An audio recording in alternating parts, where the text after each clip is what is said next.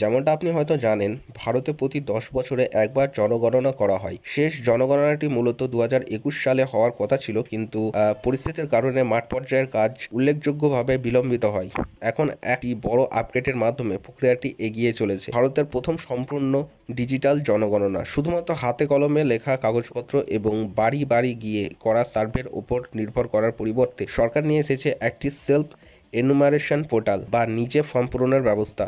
এর অর্থ হলো আপনি নিজেই লগ ইন করে নিরাপদে আপনার পরিবারের বিবরণ পূরণ করতে পারবেন এবং মূল্যবান সময় বাঁচাতে পারবেন। পুরো প্রক্রিয়াটি দুটি প্রধান পর্যায়ে সম্পূর্ণ হয়। প্রথমে বাড়ি তালিকাভুক্তি এবং দ্বিতীয়টি হলো জনসংখ্যা গণনা। সেলফ এনুমারেশন বা নিজে ফর্ম পূরণের পদ্ধতিটি যেভাবে কাজ করে: 1 নম্বর, সময়সীমা।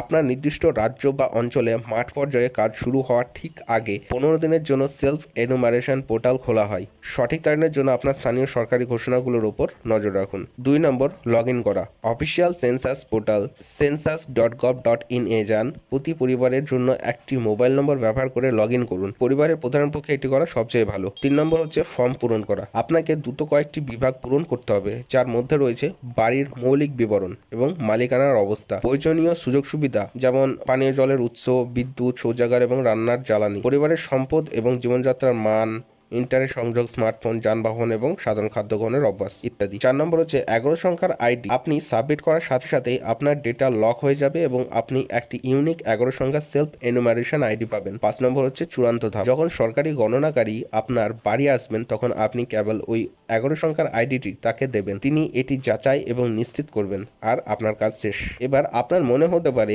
এই তথ্যগুলো পূরণ করতে আমি কেন সময় দেব? জনগণনা কেবল মাথা গোনার বিষয় নয়, সঠিক ডেটা সরাসরি জাতীয় উন্নয়নে প্রভাব ফেলে। এটি নির্ধারণ করে যে কিভাবে কল্যাণমূলক প্রকল্পগুলো রূপায়িত হবে, রাজ্যগুলোর মধ্যে তহবিল ও সম্পদ কিভাবে বণ্টিত হবে এবং সংসদ ও বিধানসভা কেন্দ্রগুলোর সীমানা কিভাবে নির্ধারিত হবে। সহজ কথায়, সঠিক ডেটার অর্থ হলো আপনার সম্প্রদায়ের জন্য আরও ভালো পরিকল্পনা এবং আরও ভালো সুশাসন। আপনার অঞ্চলের পোর্টালে ফর্ম পূরণের সময়সীমা কবে শুরু হচ্ছে তা অবশ্যই দেখে নেবেন এবং সময় মতো আপনার বিবরণ গুছিয়ে নিন। সবচেয়ে গুরুত্বপূর্ণ বিষয় স্ক্রিনে দেওয়া হলো।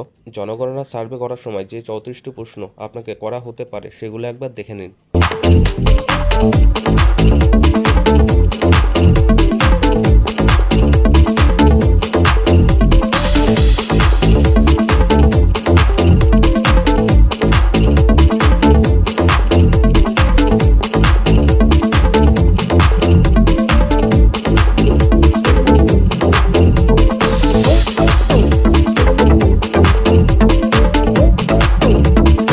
যদি এই ভিডিওটি আপনার কাজে লেগে থাকে, তবে লাইক দিন, আপনার পরিবার ও বন্ধুদের সাথে এটি শেয়ার করুন, যাতে তারা পূরণ করার সঠিক নিয়ম জানতে পারে, এবং আরও আপডেটের জন্য চ্যানেলটি সাবস্ক্রাইব করুন। ভিডিওটি দেখার জন্য ধন্যবাদ। পরের ভিডিওতে আবার দেখা হবে।